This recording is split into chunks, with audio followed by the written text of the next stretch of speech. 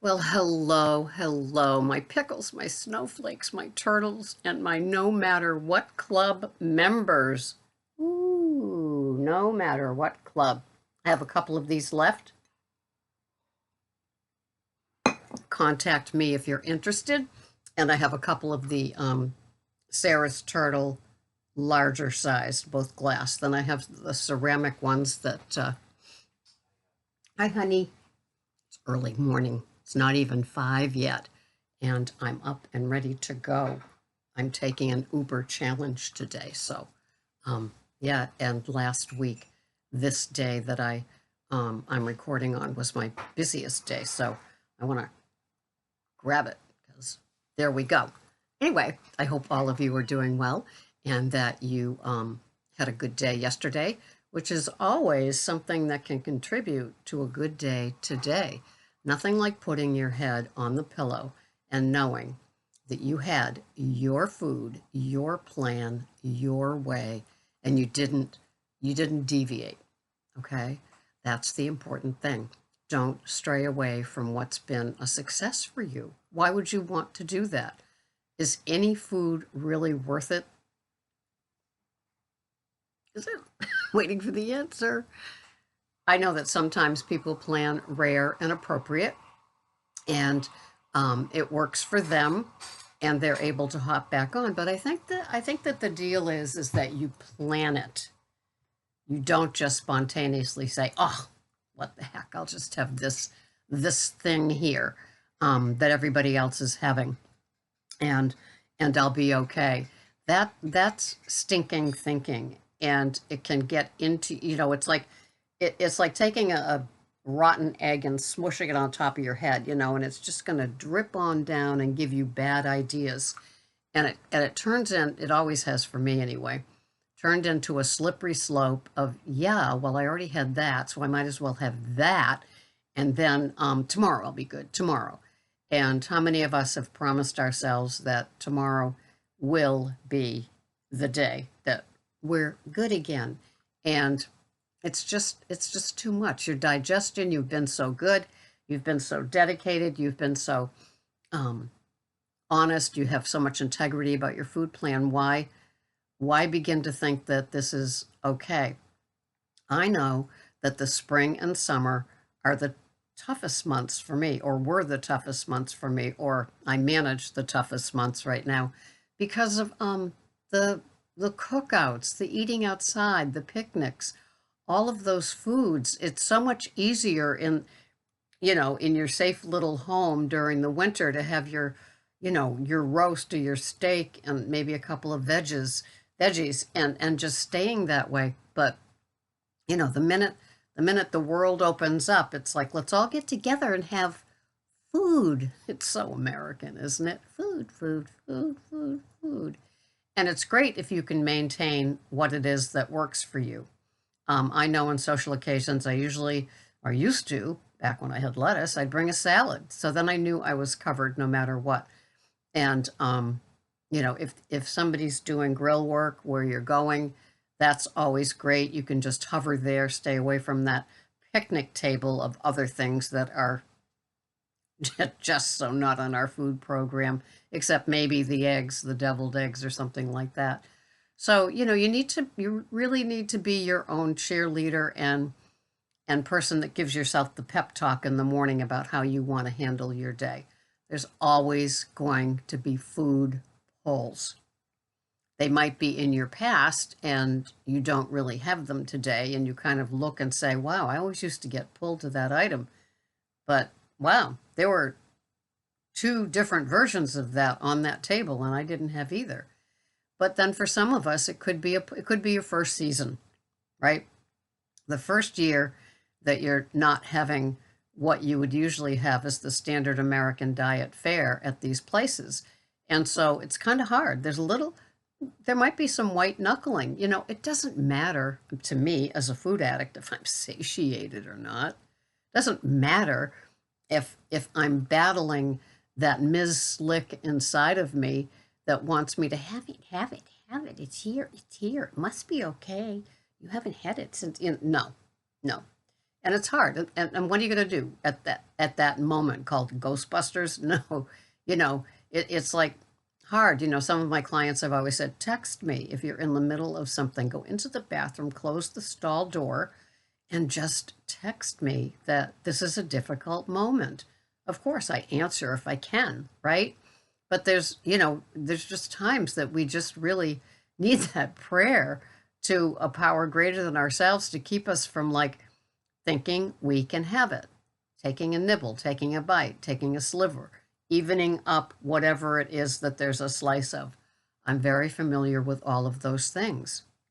I haven't had sugar in a long, long time. I have sweetener here in my coffee in the morning, but I'm not pulled to the sugar. I'm probably my biggest, not downfall, but the thing now for me is that is having too much meat.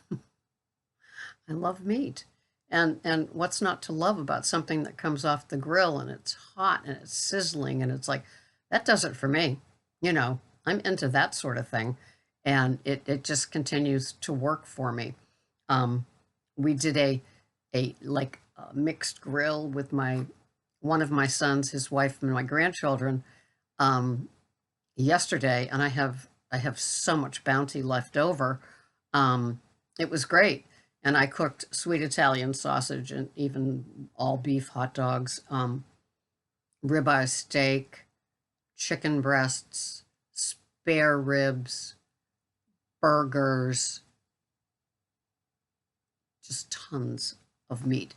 And so, yeah, there'll be a lot of leftovers going on at this house this week, and that suits me just fine.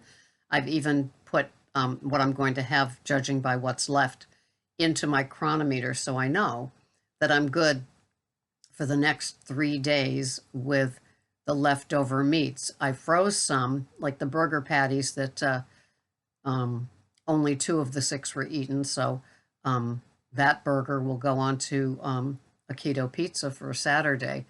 And yeah, I don't think I froze anything else, but the sweet Italian sausage with the fennel on the grill. Yeah. Can we talk? Can we talk about that? So it was lovely. I loved it. And so that's how it is around here. I don't, I'm not pulled towards things that used to pull me. And I still say, in case of emergency, have that keto fathead crust pizza every Saturday. And it saves me from all that junk out there, because I know there's not one thing out there that's going to taste as good as my keto fathead pizza crust is going to taste to me. Okay. And it just, you just begin to know yourself. And I'm a person that likes same old, so I'm very happy with repeats. And so let me tell you what I'm having today. Yep, that's the right date. These are my macros for the day. John, IF, your keto. He emailed me when he saw one of my OMADs and he says, Sarah, you getting enough food? I worry that you're not going to get enough food. And I said, it's been a long time since somebody worried about me getting enough food, but that was so sweet. So yeah, I think maybe he's right. Maybe there's not enough calories. So anyway, these are my, where are we? These are my macros for the day. My calories are, sorry, where am I? Oh, up here. My calories for the day are 1,045. My protein is 78 grams of protein. My carbs are total always 3.1, probably because of the sausage. And my fats are 76 grams. And I love those macros. What am I having today? Well, it's, as I said, it's the leftover day. So what I'm having is 3 Pete and Jerry extra large eggs. I'm going to scramble them with 1 tablespoon of green onion tops. They just give it a little oomph, and I like that. I'm having a 4-ounce chicken breast. Chicken breast is not on my list of favorites, but cooked on the grill, yeah, I'll have it, and it's leftover, so that works. I'm having 5 ounces of the sweet Italian sausage. So good yesterday. I love fennel. That could be my only remaining favorite spice. And yeah, and I'm having the Keto unsweetened non-dairy creamer in my 3 cups of coffee that I'm having. And I counted myself for 2 tablespoons of butter for the cooking part of the eggs. And then I'll put the melted butter over the dry chicken breast and to have the fats. And that all works for me. So yeah, it's not a lot of calories. Maybe I'll add a slice of cheese to the top of the eggs. I'm into those organic sliced cheeses at Whole Foods. They're a great value. And so I got hickory smoked cheddar the other day. So I've got hickory smoked cheddar, hickory smoked Gouda, and Havarti from there. And nice, thick 1-ounce slices. They're like 110 to 120 calories per slice. They're perfect. I love them. And they don't have all the garbage in them like a shredded cheese might. So it just works for me. Keeps me happy and satiated. Yes, I'm going to add a slice of cheese to that. So I hope that your food program is great. And that if you've tracked, you've planned, you kind of know what's on the horizon. If you're not a tracker, then that works. Then good for you. You're lucky. It's just an old thing that I've carried over because it works. And then if you weigh and measure, to me, that's a good thing, just to give you an eyeball if you're new to doing it, just to see where you're at. Some people don't. Some people have great portion. They don't have portion distortion, I should say. So they're able to look at something and see. See, if I looked at like a burger, a 4-ounce burger would be a 10-ounce burger by the end of the week because it would get a little bit bigger each week. And I'll say, yeah, that's the portion because I'm a food addict and that's how it goes. Well, here we are at the end of our cuppa. As you can see, I still have a little to go. So I'll heat mine up and get on with my day. And I hope you all have a wonderful day as well. Thank you so much for watching. I'm not doing this without you. I'm not. I swear I'm not. Bye-bye. Oh, we always need volunteers for Tuesday with a turtle, Friday with a friend.